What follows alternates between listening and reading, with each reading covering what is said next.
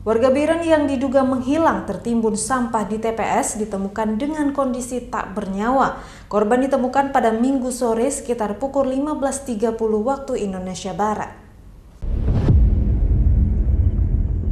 M. Isa, warga desa Matangkulu, Kecamatan Pelimbang, Kabupaten Biren, ditemukan oleh tim SAR bersama Dinas Lingkungan Hidup dan Kehutanan serta masyarakat dan pihak kepolisian di bawah timbunan sampah di tempat pembuangan sampah sementara di Desa Belang Beruru, Kecamatan Pedada, Kabupaten Biren.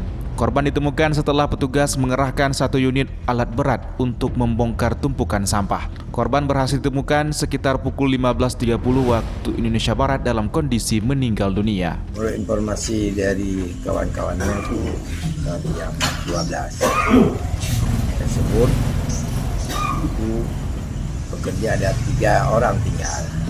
Iya. Jadi 3 termasuk korban. Jadi setelah beberapa saat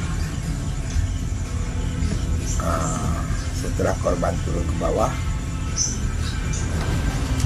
terus yang 2 lagi tinggal di atas. Sekian lama tidak muncul, tidak mendarat.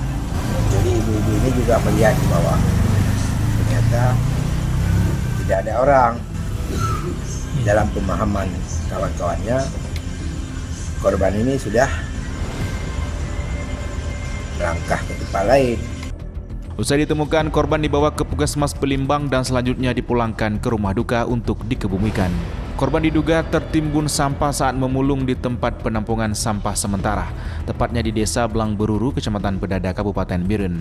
M. Isa hilang sekitar pukul 13.00 waktu Indonesia Barat, Jumat siang 16 Agustus 2024. Korban bersama 2 temannya siang itu masih melakukan kegiatan memulung seperti biasa.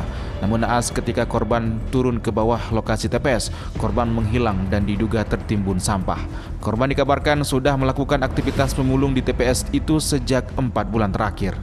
Dari Kabupaten Biren, Musriadi, iNews melaporkan.